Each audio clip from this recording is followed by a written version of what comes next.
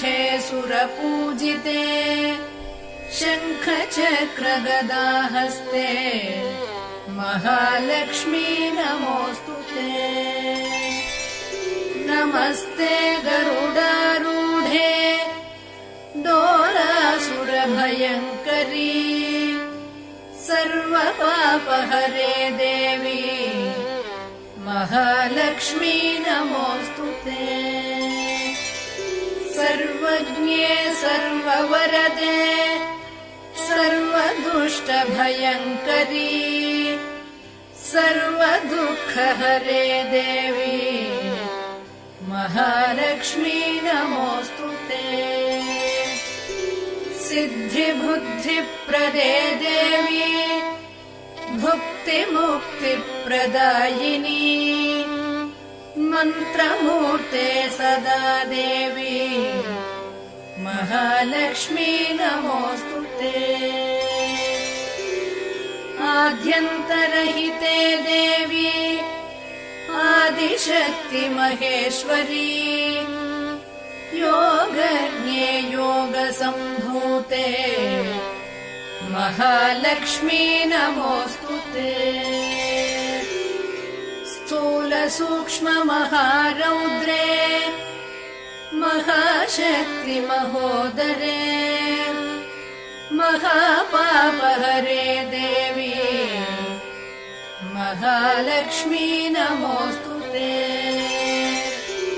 पद्मासनस्थिते देवी परब्रह्मस्वरूपिणी परमेशि जगन्मातः महालक्ष्मी नमोऽस्तुते।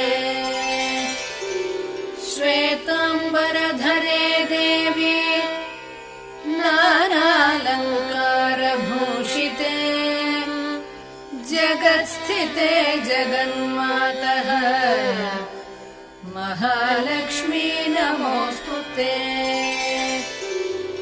महालक्ष्म्यष्टकं स्तोत्रम् यः पठेत् भक्तिमान् नरः सर्वसिद्धिमवाप्नोति राज्यं प्राप्नोति सर्वदा। एककाले पठेन्नित्यम् महापापविनाशनम् द्विकाले यः पठेन्नित्यम् धनधान्यसमन्वितः त्रिकालं यः पठेन्नित्यम् महाशत्रुविनाशनम्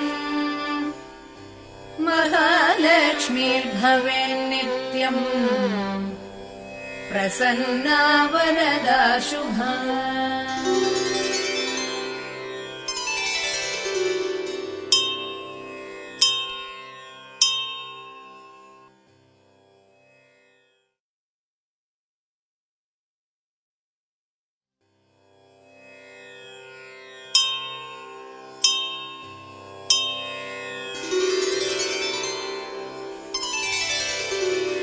नमस्तेऽस्तु महामाये श्रीपीठे सुरपूजिते शङ्खचक्रगदाहस्ते महालक्ष्मी नमोऽस्तुते।